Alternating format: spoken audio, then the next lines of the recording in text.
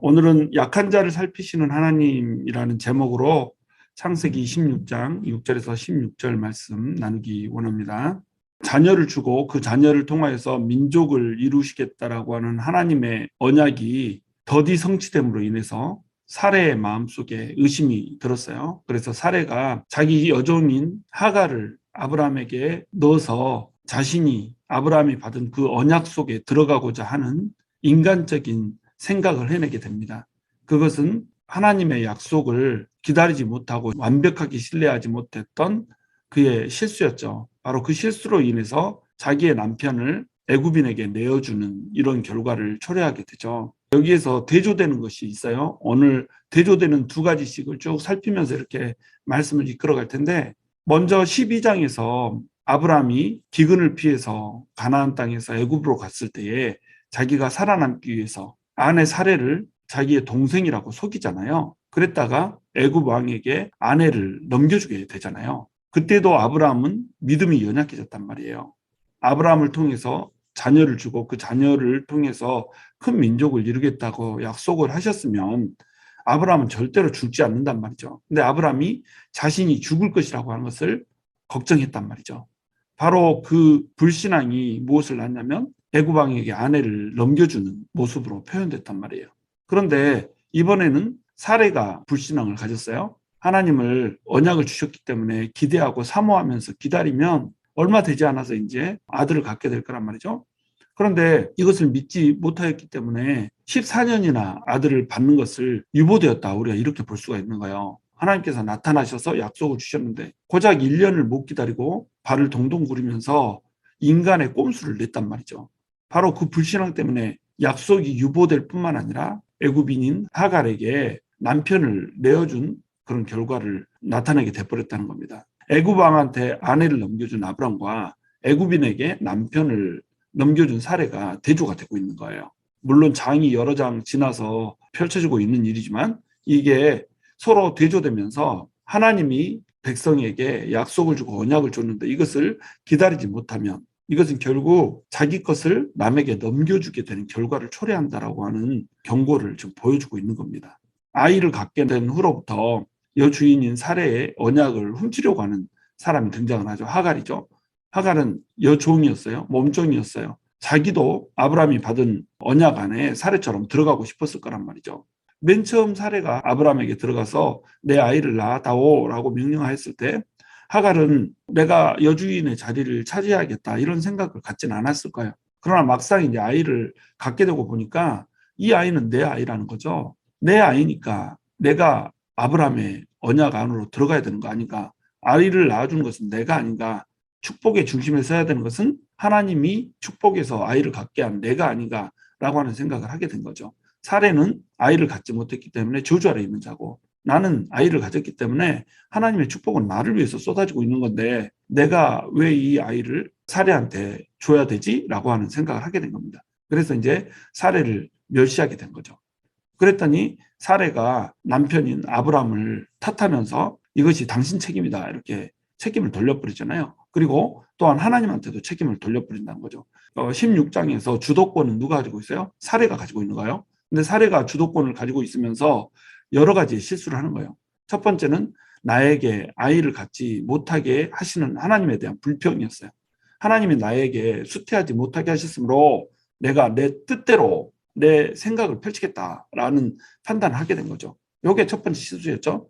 두 번째 실수는 자기가 이렇게 잘못했을 때 이 잘못은 안 좋은 결과를 냈잖아요. 하갈이 사례의 그 언약을 빼앗아 버리는 그런 결과로 지금 진행되고 있잖아요. 그러면 사례는 하나님 앞에 회개하고 하나님께 돌이켜야 되는 이 상황이란 말이죠. 그런데 책임을 누구한테 전가를 해요? 아브라함한테 전가를 하고 또 이 일에 하나님께서 판단하시기를 원하노라 라고 하면서 하나님한테까지 책임을 전가시키는 이런 모습을 볼 수가 있다는 겁니다. 사례는 지금 하나님을 겨냥해서 지금 화를 정조준하고 있는 이런 모습을 볼 수가 있다라고 하는 거예요. 아브라함에게 책망을 하니까 아브라함이 네 종이니까 네가 마음대로 해라 라고 하는 얘기를 하게 된 겁니다. 이 종을 첩으로 줬다고 그랬어요.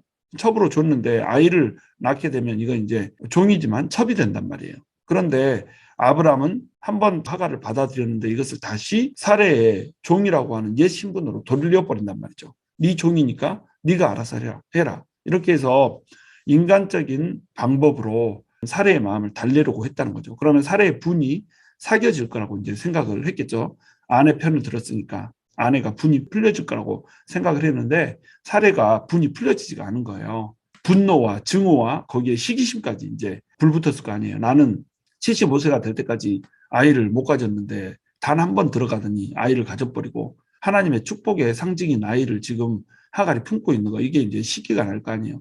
현대에는 뭐 아이를 산하 제한을 하고 안 낳고 뭐 이런 식으로 가지만 이 시대에는 아이를 낳는 것이 여자의 소명이라고 생각됐고 여자의 축복이라고 생각됐단 말이에요. 아이를 못 낳으면 복이 아니고 저주라고 생각했단 말이죠. 그러니까 하갈을 얼마나 학대를 했겠어요. 그래서 하갈을 학대했다 이렇게 나온단 말이에요. 근데 이 학대라고 하는 단어가 나중에 이스라엘 백성들이 애굽에 들어갔을 때 애굽인들이 이스라엘 백성을 학대했다라고 할 때 쓸 때하고 똑같은 단어를 쓰고 있다는 겁니다. 애굽인에 대해서 아브라함의 아내 사레가 학대를 하고 있는 거예요. 근데 나중에는 애굽으로부터 학대를 받게 되죠. 역설이 이루어지는 거죠. 애굽 왕에게 아내를 넘겨준 아브라함, 애굽인에게 남편을 넘겨준 사레라고 하는 역설이 이루어질 뿐만 아니라 애굽인을 학대한 아브라함의 가족들, 그다음에 애굽으로부터 학대를 받는 아브라함의 가족들, 이것이 대조가 되고 있다고 하는 겁니다. 7절 여호와의 사자가 광야의 샘물곁 돛 슬깃 곁에서 그를 만나 이렇게 돼 있죠. 하갈이 도망가는 그 길에서 하갈을 찾아와 주시는 분이 있어요. 바로 여호와의 사자죠. 이 여호와의 사자는 구약의 예수 그리스도의 현현이라고 우리가 볼 수가 있어요. 나중에 이제 이 여호와의 사자에 대해서 하나님을 내가 만났다 이렇게 표현하잖아요. 구약 시대에 이제 민간의 모습을 한 그런 예수 그리스도를 만난 이런 사람들이 가끔씩 등장을 하게 되는 거예요. 근데 하갈이 이 여호와의 사자를 만나게 된 겁니다. 여호와의 사자가 직접 사람 앞에 나타나게 된 것이 하갈 앞이란 말이에요. 바로 이 부분에서 우리가 놀라움을 금할 수가 없죠. 분명히 하갈은 애굽인이에요. 언약 밖에 있다라고 생각돼요. 그리고 하갈은 사레의 여종이에요. 그리고 사레의 그 자리를 자기의 욕심으로 빼앗으려고 한 자고 찬탈하려고 한 자예요. 그런데 여호와의 사자가 나타나서 여종 하갈을 만나주고 있는 겁니다. 그리고 또 심지어는 어떻게 하고 있어요? 이르되 사레의 여종 하갈아 이렇게 이름을 불러주고 있단 말이죠. 지금까지 아브라함과 사레는 한 번도 하갈이라고 이름을 부른 적이 없어요. 하갈이라고 이름이 성경에는 기록되고 있지만 그들은 하갈이라고 부르지 않아요. 네 여종이니 네가 알아서 해라. 내 여종이 나를 멸시하는데 왜 가만둡니까? 뭐 이런 식으로 여종으로만 부른단 말이에요. 그런데 이 여호와의 사자가 나타나셔서 사레의 여종 하갈아 이렇게 부르는단 말이에요. 자기 이름을 처음으로 불러주고 있는 겁니다. 얼마나 이 상황이 감동되겠어요? 근데 얼굴도 모르는 분이란 말이죠. 한 번도 얼굴을 본 적도 없는데 사람의 모습을 하고 있는데 아주 영광스러운 모습을 하고 있는 그분이 나타나서 사레의 여종 하갈아라고 이름을 불러주고 있단 말이에요. 그러니까 얼마나 감동스럽겠어요. 이 존재가 어떤 존재인지 단방에 알아볼 수 있겠죠. 이 존재는 분명히 사람이 아니구나라고 하는, 하나님으로부터 왔구나라고 하는 것을 알아볼 수 있었을 거란 말이죠. 왜? 처음 보는데 자기 이름을 알잖아요. 그리고 내가 어디서 왔으며 어디로 가느냐라고 물어보고 있죠. 자, 내가 어디서 왔으며 어디로 가느냐 이 질문은 네가 어디 있느냐라고 하는 하나님의 음성과 비슷하죠. 그리고 내 동생이 어디 있느냐라고 하는 하나님의 음성과 비슷하죠. 이 질문은 하나님께서 몰라서 하는 질문이 아니죠. 맨 처음에 아담에게 들려주셨던 음성, 또 가인에게 들려주셨던 음성, 그 음성의 모습으로 지금 찾아오고 있는 거예요. 내가 어디서 왔으면 어디로 가느냐 다 알고 있는데 물어보죠. 그가 이르되 나는 내 여주인 사례를 피하여 도망하나이다. 아담은 떳떳하지 못하게 대답을 했었어요. 가인도 떳떳하지 못하게 대답했죠. 가인 같은 경우에는 어떻게 대답했어요? 내가 내 동생을 지키는 자니까 이런 식으로 대답했죠. 그런데 하갈은 어떻게 대답하고 있어요? 솔직하게 대답하고 있는 겁니다. 나는 내 여주인 사례를 피하여 도망하나이다 이렇게 얘기를 하고 있는 거예요. 내 여주인 사례를 피하여 도망한다라고 하는 것을 솔직하게 얘기할 수 있는 이유는 뭘까요? 내가 도망하는 이유가, 이 사유가 정당하다라고 하는 이 떳떳함을 하갈이 지금 가지고 있는 거라는 겁니다. 나는 억울하다 이거죠. 자기의 억울함을 여호와의 사자 앞에서 쏟아내고 있는 거라는 거예요. 이름을 불러주는 그 하나님 앞에서 자기의 억울함을 읍소하고 있는 하갈의 모습을 우리가 볼 수가 있는 거죠. 9절 여호와의 사자가 그에게 이르되 내 여주인으로 돌아가서 그 수하에 복종하라. 지금 이 명령은 얼마나 매정해요. 학대에서 죽일 것 같이 그렇게 매몰차게 자기를 대하는 여주인으로부터 자유롭고 싶어서 지금 도망을 나왔단 말이에요. 그런데 도망 나온 여주인한테 돌아가라고 하는 거예요. 얼마나 매정해요. 그리고 그 수하에 복종하라고 하는 거예요. 이만큼 매정한 일이 있을까요? 도망 나왔다가 돌아가면 그 이전보다 더 학대하면 어떻게 하겠어요? 그런데 하나님의 사자가 이렇게 매정한 얘기로 목소리를 들려주고 있다는 겁니다. 그런데 그 다음 절에 이르러서 매정한 이 목소리는 갑자기 위대하고도 따뜻한 목소리로 바뀌어요. 여호와의 사자가 또 그에게 이르되 내가 내 씨를 크게 번성하여 그 수가 많이 셀 수 없게 하리라. 이렇게 돼 있죠. 요건 누구한테 준 언약인가요? 아브라함한테 준 언약인 거예요. 지금 아브라함한테 준 언약을 하갈한테도 주고 있는 거예요. 근데 뭐 언약의 전체를 준 건 아니죠. 언약의 전체는 뭐예요? 내 씨를 크게 번성하여 그 수가 많아 셀 수 없게 하리라 라는 언약과 함께 내 씨를 통하여서 모든 민족이 복을 받게 될 것이다 라고 하는 것이 언약의 본질이죠. 언약의 전체죠. 그러니까 이 이스마엘이라고 하는 사람, 하갈의 아들은 선택을 받지는 못했어요. 예수 그리스도를 낳는 그 씨앗으로, 그래서 만인의 복의 근원이 되는 그 씨앗으로 선택을 받지는 못했어요. 그런데 뭘 받고 있어요? 축복을 받고 있다는 겁니다. 아브라함이 받았던 선택과 축복에서 지금 이스마엘도 축복을 받고 있는 거예요. 하갈은 아브라함에게 임했던 그 축복을 자기도 받고 싶었잖아요. 그래서 자기의 여주인인 사레를 부러워하면서 사레의 자리를 자기가 꿰차려고 했단 말이에요. 이거는 악한 행동이었지만 어찌 보면 하갈의 입장에서는 하나님의 언약 백성이 되고자 하는 하나님을 향한 갈망일 수가 있단 말이에요. 자유를 향한 갈망이고 그 자유를 주실 하나님을 향한 갈망이죠. 하갈이라고 하는 이 연약한 여종이 자유인이 될 수 있는 방법 뭐가 있겠어요? 아무것도 없잖아요. 아브라함의 아내가 되는 이 방법밖에 없는 거예요. 아브라함의 아내가 되어서 아브라함의 씨를 낳게 해주고 아브라함의 받은 그 언약의 주인공이 자기가 된다라고 하는 것, 이 방법밖에는 지금 종으로 살아가는 자기 자신을 자유롭게 할 수 있는 방법이 없단 말이죠. 그러니까 그 자리를 탐했다는 거죠. 그래서 아브라함의 아내가 되는데 하나님께서는 아브라함에게 축복을 주셨잖아요. 너를 통하여서 큰 민족을 이룰 것이다. 네 씨를 통하여서 큰 민족을 이룰 것이다 라고 하는 약속을 줬단 말이에요. 이 약속을 이스마엘에게도 이루고 있는 겁니다. 아브라함의 씨에서 많은 사람들이 번성하게 되는 것, 이것을 비록 여종인 하갈이지만 하갈을 통해서도 이 축복은 이어지게 지금 하나님께서는 하고 있는 거예요. 바로 매정한 명령 다음에 위대한 축복이 이어지고 있다. 우리에게도 이러한 경우가 참 많다는 거예요. 하나님 어찌하여서 우리에게 이 고통을 허락하십니까? 라고 하는 생각을 우리가 할 때가 많지만 어떻게 이렇게 매정하게 나를 대할 수 있습니까? 라고 하는 상황 속에 하나님께서는 위대한 축복을 심어 놓으신다는 겁니다. 아브라함한테로 돌아가야지 아브라함 날개 밑에서 받을 수 있는 그 위대한 축복, 그 축복이 있기에 매정하게 그곳으로 돌아가라고 하는 거예요. 우리가 인생의 파고를 지나야 되고 인생의 풍랑 속에 있어야 되는 이런 경우들이 많잖아요. 그런 경우에 그 이면에 하나님께서 준비하고 있는 위대한 축복이라고 하는 게 있다는 말이에요. 그러니까 그 자리에서 우리는 견디고 이겨야 되는 겁니다. 그 수하에 복종해야 되는 거예요. 사례의 수하에서 하갈이 복종하듯이 우리 역시 인생이라고 하는 매몰찬 상황 속에 복종해야 될 때가 있다는 말이죠. 그러면 그 안에서 하나님께서는 우리를 연단시킬 뿐만 아니라 그 이면에 담고 있는 하나님의 위대한 축복 가운데로 우리를 부르실 때가 많다라는 거예요. 그리고 또 여기서는 학대하는 인간 대 축복하는 하나님이 대조가 되고 있죠. 사례는 매몰차게 학대를 했어요. 그러니까 여주인에게로 돌아가라고 하는 이 말이 매정한 명령이 될 수밖에 없죠. 그런데 하나님은 어떤 분이세요? 축복하려고 돌아가라고 하는 거예요. 축복하시는 하나님이라는 겁니다. 때로는 매몰찬 곳에 있게 하지만 그것이 무엇을 위한 거라는 거예요? 축복을 위한 거라는 거죠. 인간은 학대할지라도 하나님은 축복하시는 분. 나중에 애굽의 사람들이 이스라엘을 학대하잖아요.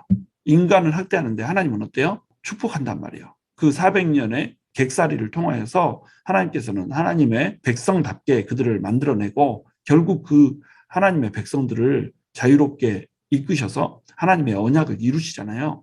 하나님은 항상 축복하시는 하나님이시고 매몰찬 환경 속에서도 하나님의 놀라우신 언약을 이루어 가시는 그런 분이 바로 우리 하나님이라는 겁니다. 11절 여호와의 사자가 또 그에게 이르되 내가 임신하였은즉 아들을 낳으리니 그 이름을 이스마엘이라 하라. 이는 여호와께서 내 고통을 들으셨음이라. 지금 학대받는 하갈 대 수태고지를 맨 처음 듣는 하갈이 대조가 되고 있죠. 지금까지 하갈은 학대를 받고 살아왔어요. 여종으로서 늘 주인을 섬기면서 살아왔어요. 사람 취급을 받지 못하고 늘 물건 취급을 받으면서 살아왔죠. 소유물 취급을 받으면서 살아왔어요.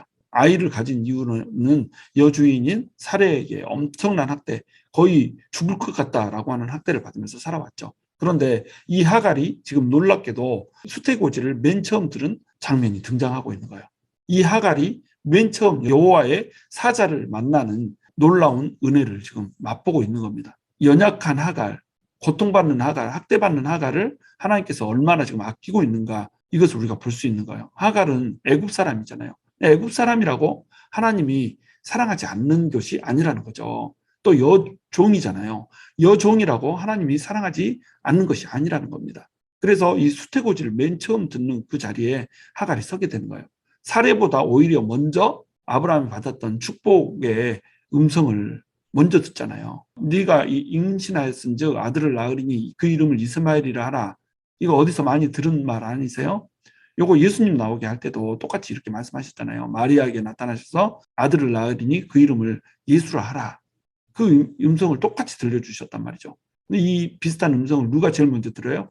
여종이며 애굽인이었던 하갈이 맨 처음 듣는단 말이죠. 바로 이 부분에서 모든 세상을 사랑하시는 하나님의 사랑을 우리가 엿볼 수가 있는 겁니다. 봐보세요. 지금 애굽인의 고통을 듣고 계시잖아요. 아브라함의 가계에서 주어지는 애굽인을 향한 때와 그것 때문에 나타나는 애굽인의 고통을 하나님께서 지금 들으시고 계시는 거예요. 근데 이것은 또 나중에 어떻게 돼요? 역전이 되죠. 애굽에서 애굽인에게 고통을 받고 학대를 받으면서 부르짖는 그 고통의 음성을 똑같이 지금 듣고 있는 거예요. 애굽인의 고통을 들으시는 하나님, 애굽에서의 고통을 들으시는 하나님, 애굽인의 고통을 들으시는 하나님, 이스라엘 백성들의 고통을 들으시는 하나님. 하나님은 모든 연약한 자의, 모든 학대가 받는 자의 고통을 들으시는 분이라는 겁니다. 모든 괴로워하고 또 아파하는 자의 그 아픔을 하나님께서는 아시고 살피시는 분이라고 하는 거예요.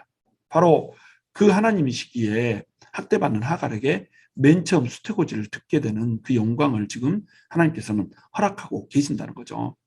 12절 그가 사람 중에 들나귀 같이 되리니 그의 손이 모든 사람을 치겠고 모든 사람의 손이 그를 칠지며 그가 모든 형제와 대항하여 살리라. 하갈은 자유를 억압받는 사람이었어요. 여종이었어요. 그래서 살고 싶어서 도망했지만 다시 돌아가서 또 여종으로서 살아가야 되는 거예요. 자유를 억압받았죠. 그러나 그에게서 태어나는 이스마엘은 얽매이지 않게 될 거예요. 사람 중에 들나귀 같이 될 거다 이렇게 얘기했죠. 당나귀가 아니라 들나귀라고 얘기했어요. 이 들나귀는 사막에 사는 짐승인데 당나귀보다는 말에 가깝게 이렇게 생겼어요. 자유롭게 사막을 누리면서 달려다니는 이런 짐승이 들나귀죠. 그러니까 들나귀 같다 이 말은 어떤 제도에 매이질 않는 거예요. 지금 하갈은 어땠어요? 노예 제도라고 하는 이 제도에 매여 있잖아요. 제도와 억압에 매여 있는데 그 아들인 이스마엘은 자유롭게 달려다니는 이런 사람으로 된다는 거예요. 근데 너무 자유롭다 보니까 그의 손이 모든 사람을 쳐요. 또 모든 사람의 손이 그를 쳐요. 자유를 갈망하는 사람, 자기 멋대로 살고자 하는 이런 사람은 항상 이렇게 부침이 많죠. 그래서 그가 모든 형제와 대항해서 살리라 이렇게 되는 거예요. 이스마엘 개인적으로는 자유를 갈망하기 때문에 자유를 갈망하다가 사람들과 늘 전쟁이 있게 될 이런 모습들로 지금 나타나고 있는 거죠. 하갈이 갈망했던 그 자유를 이스마엘을 통해서 주겠다라고 하는 약속을 하나님이 주고 있는 거예요. 그런데 이제 이것은 이스마엘이 이슬람의 핵심이 되잖아요. 이스마엘의 족속들이 이슬람을 구성하는 핵심이 된단 말이에요. 이슬람을 형성할 때에 이삭이 아닌 이스마엘이 장자이기 때문에 우리가 언약을 받은 언약 백성이다라고 주장하는 것이 바로 이슬람이잖아요. 그래서 이스마엘이 자유를 갈망하는 이런 개인적인 사람으로 등장할 뿐만 아니라 지금 현재 모든 형제와 대항해서 싸우고 있는 그런 존재로 나타나고 있단 말이에요. 그리고 나중에 이 이스마엘은 어떻게 돼요? 구속사적으로 율법의 열매로 표현이 되잖아요. 이삭은 복음의 열매로, 은혜의 열매로 표현이 되고, 그래서 율법과 복음이 대조되고 있는 이런 모습으로 이스마엘을 표현한다라고 그랬죠. 그러니까 이스마엘이라고 하는 인물은 매우 중요한 겁니다. 하나님께서는 반드시 이스마엘을 탄생하게 했어야 되고, 이스마엘이 아브라함 밑으로 들어가서 아브라함 밑에서 살게 이렇게 했어야 됐다는 거예요. 그리고 나중에 이제 독립되게 하는 이런 모습으로 이끌어 간단 말이에요. 왜냐하면 이스마엘이 이 구속사를 그려내는 데 있어서 굉장히 중요한 사람이기 때문에 그렇다라고 하는 거예요. 13절 하갈이 자기에게 이르신 여호와의 이름을 나를 살피시는 하나님이라 하였으니 이는 내가 어떻게 여기서 나를 살피시는 하나님을 배우고 함이라. 이러므로 그 샘을 브엘라헤 로이라 불렀으며 그것은 가데스와 베렛 사이에 있더라. 이렇게 돼 있죠. 자, 하나님께서 하갈을 축복하시니까 하갈이 돌아가면서 이제 기쁨이 회복됐어요. 비록 자기를 학대하는 이런 여주인의 품으로 다시 돌아가는 길이지만 지금 하갈은 하나님을 만나버렸기 때문에 자기 속에 있는 기쁨이 회복된 겁니다. 왜냐하면 축복을 받았거든요. 하나님의 그 언약 안으로 들어가 버렸다는 말이에요. 언약의 일부지만 비록 선택은 받지 못했지만 축복 안으로는 지금 들어가고 있다는 겁니다. 그러니까 지금 하갈은 기쁨이 회복된 거죠. 자기는 언약 밖에 있다라고 생각했는데, 자기는 약속 밖에 있다라고 생각했는데 약속의 일부인 축복을 지금 받고 있기 때문에 기쁨을 회복해서 돌아가고 있는 거예요. 그러니까 하나님을 뭐라고 불러요? 나를 살피시는 하나님, 이렇게 부른다는 겁니다. 나를 살피시는 하나님이, 이거 말은 히브리어로 이제 엘 로이거든요. 로이가 살핀다는 뜻입니다. 이 밑에 보면 샘 이름을 브엘 라헤 로이 이렇게 짓잖아요. 브엘은 샘이란 뜻이에요. 우리 샘을 영어로는 웰이라고 하는데 여기 앞에 벨이 B가 붙어 있죠. 그래서 브엘 이렇게 불러요. 웰하고 되게 비슷하죠. 이게 어원적으로 비슷한 겁니다, 사실은. 그래서 웰, 브엘, 샘이란 뜻이에요. 라헤는 뭐죠? 살아있다는 뜻입니다. 이렇게 뭐 가래 끓는 소리를 내서 이렇게 하면 살다는 뜻이거든요. 라헤 이렇게 하면 이게 살다 이런 뜻이 되는 거예요. 근데 로이 이러면 이게 보다는 뜻이 되는 겁니다. 보는데 살펴보는 이것을 얘기하는 거예요. 그래서 브엘, 라헤, 로이 이러면 살아 계셔서 나를 살펴보시는 하나님, 이런 뜻이 되는 거예요. 하나님께서 살아 계셔서 내 앞에 나타나셨고 나를 살펴보시더라는 거예요. 나는 투덜투덜하면서 애굽으로 돌아가서 이제 얘 하나 갖고 이 아이를 낳고 어떻게 살아갈까 이렇게 걱정하면서 지금 고향으로 돌아가고 있는데 하나님께서는 그 앞에 나타나셔서 언약을 주시고 축복을 주시는 하나님으로 지금 나타나주고 있는 거죠. 그러니까 어떻게 해요? 내가 어떻게 여기서 나를 살피시는 하나님을 배우고, 와, 어떻게 내가 하나님을 볼 수가 있지? 어떻게 내가 하나님을 만날 수가 있지? 어떻게 하나님께서 나를 살펴줄 수가 있지? 이런 식으로 지금 되고 있는 겁니다.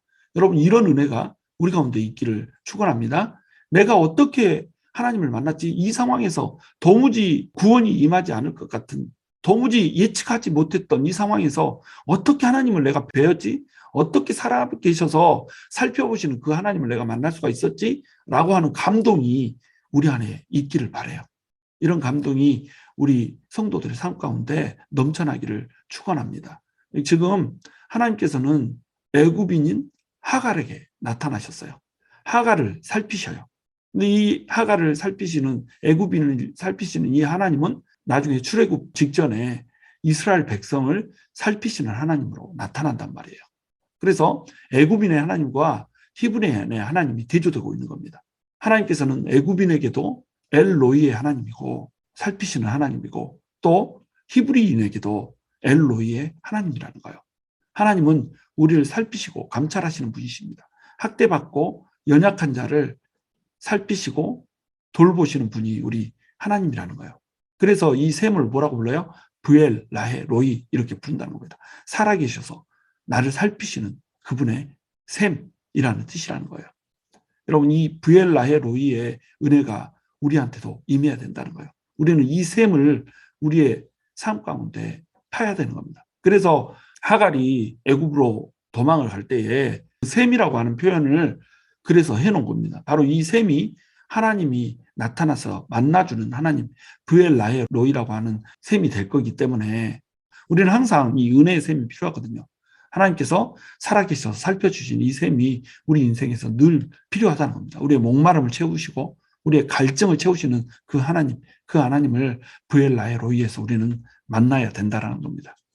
15절, 하갈이 아브라함의 아들을 낳음에 아브라함이 하갈이 낳은 그 아들을 이름하여 이스마엘이라 하였더라. 지금 누가 낳았다고 그래요? 사레가 낳았다고 하지 않아요.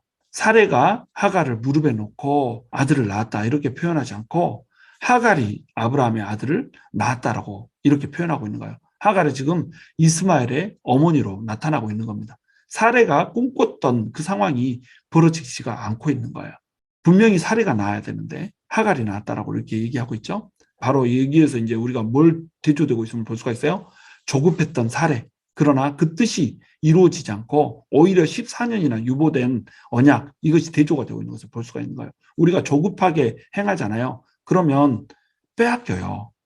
그리고 우리가 조급해서 기다리지 못하잖아요. 그래서 하나님을 원망하고 하나님을 불평하고 우리의 화살을 하나님한테 겨누게 되잖아요. 그러면 약속이 유보가 된다는 겁니다. 하나님께서는 우리가 신실하게 그 언약을 기다리고 그 언약을 믿기를 원하거든요. 그런데 그걸 믿지를 못하고 조급하여서 내 인간적인 꼼수를 부리면 그 약속이 유보가 돼버린다. 미뤄져 버려요. 하나님께서 우리에게 바라는 것은 언약이 빨리 이루어지게 하는 게 아니거든요. 언약은 어차피 이루어질 건데 이 언약이 이루어지는 그 과정 가운데 하나님께서는 우리가 신실하게 하나님 앞에 서기를 원하시는 거라는 겁니다. 하나님을 바라보는 자로 서기를 원하시는 거예요. 그냥 하나님을 바라보면 어떻게 돼요? 이 언약은 속히 이루어져요. 그런데 바라보지 못하고 자꾸 꼼수를 부리잖아요. 어제도 설명했듯이 하나님께서 드라이브에 가시는 그 자동차 안에서 새끼를 보고 자꾸 그리로 가자고 떼쓰다가 안 가면 뛰어내리잖아요. 그러면 하나님이 주워다가 다시 차에다 담는 시간이 걸린단 말이에요. 그리 가면 안 돼라고 쫓아가서 담는 시간이 걸린단 말이에요. 그러니까 언약이 유보가 되죠.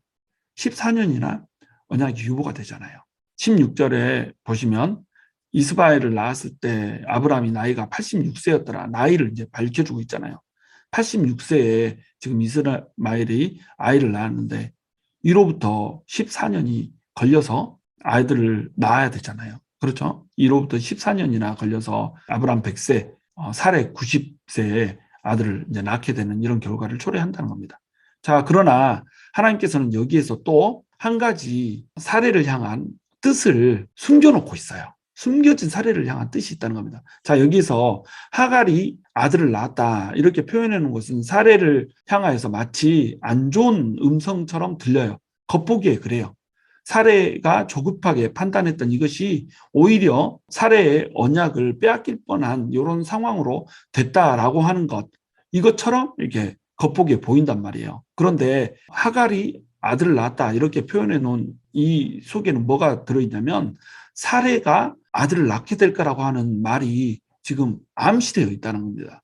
복선으로 지금 깔려져 있다는 거예요. 왜 그러냐면 하갈이 낳은 아들은 축복은 받았지만 선택받은 아들이 아니거든요. 선택받은 아들은 누구에게서 나와요? 사례에게서 나올 거라는 겁니다. 그러니까 이 아들이 사례의 아들이 되면 안 되는 거예요. 언약은 누구를 향해 있냐면 사례가 알고 있지 못하지만 인지하지 못하고 있지만 사례를 향해서 있는 거예요. 그러니까 사례를 향한 이 언약은 흐트러짐이 있어요, 없어요? 없다는 거예요. 하나님께서 한 번 사례를 세우겠다, 사례를 통해서 일하겠다라고 결정하셨으면 사례가 일하는 주인공이 된다는 거 하는 거예요. 그러니까 하갈이 아들을 낳아야 된다는 거예요. 사례의 계획은 하갈의 몸에서 낳는 것이 사례의 아들이기를 계획했어요. 그러나 이 계획은 수포로 돌아갔다는 거예요. 하갈이 낳은 아들이 됐다는 거예요. 이 말은 뭐예요? 사례가 직접 자기 몸에서 낳을 아들이 있을 거라는 거예요. 이것도 뭐예요? 축복이라는 겁니다. 이것도 복이라는 거예요. 자, 하나님은 뭘 하고 계세요? 계속 복을 주고 계시는 거예요. 하갈을 복을 주고 있죠. 사례는 또 어때요? 하갈한테 멸시를 받았잖아요. 아이를 갖는 축복을 여종이 자기가 가졌다는 이유로 여주인인 사례를 멸시했잖아요. 사례도 사실은 아픈 사람인 겁니다. 사례는 복수를 하면서 하갈을 못살게 굴었지만 사례 역시 아픈 사람이었다는 거예요. 사례 역시 연약한 사람이었고 사례 역시 너무나도 아브라함의 그 축복의 주인공이 되고 싶은 그런 사람이었다는 거죠. 사례 역시 하갈 못지않게 하갈보다 더 많이 하나님의 그 축복이라고 하는 것을 사모했던 사람이라는 거죠. 사례도 하갈도 아팠어요. 그리고 그들은 하나님으로부터 오는 축복을 사모했어요. 둘 다 실수했어요. 사례는 하나님을 원망했고 자기 실수를 아브라함에게 돌리는 그런 실수를 했어요. 또 복수를 해서 하갈을 괴롭히는 이런 악한 여주인으로 모습으로 그려져요. 하갈도 역시 잘못했어요. 자기가 여주인의 자리를 꿰차려고 했어요. 자기가 다른 사람의 것을 찬탈하려고 했어요. 그리고 자기가 아이를 가졌다는 이유로 아이를 갖지 못한 여주인을 모멸을 했어요. 자기 있는 걸로 없는 사람을 모멸을 했다는 겁니다. 그리고 여주인을 피해서 도망까지 갔어요. 다 실수를 했죠. 전부 실수투성이에요. 근데 이들의 공통점은 뭔가요? 하나님의 복을 받고 싶었어요. 하나님이 주시는 그 복 안으로 들어가고 싶은 사모함과 간절함이 그들에게 있었단 말이죠. 그러니까 하나님이 어떻게 하세요? 그들을 찾아와서 살피시고 감찰하시고 그들에게 축복을 주고 있고 또 언약을 이루시고 있는 하나님을 우리는 볼 수가 있다는 겁니다. 바로 브엘라헬 로이는 하갈에만 펼쳐지고 있는 것이 아니라 사레에게도 펼쳐지고 있다는 거예요. 그리고 이 엘로이의 하나님은 오늘날 동일하게 우리 가운데도 행해질 거라고 하는 거예요. 우리가 사레처럼 하갈처럼 실수할지라도 하나님께서는 엘로이의 하나님으로 우리에게 다가오셔서 우리를 살피시고 우리를 보호하시고 살아계신 하나님이 되어주셔서 우리에게 브엘라헬 로이의 샘물을 먹여주시는 하나님, 그 하나님으로 우리에게 다가올 것이라고 하는 겁니다. 그러므로 여러분 목마르십니까? 이 인생이 너무나도 장렬하는 태양 가운데서 물 한 방울 없는 그러한 삶을 사막을 걷고 있는 그런 인생을 살고 있는 느낌이 드십니까?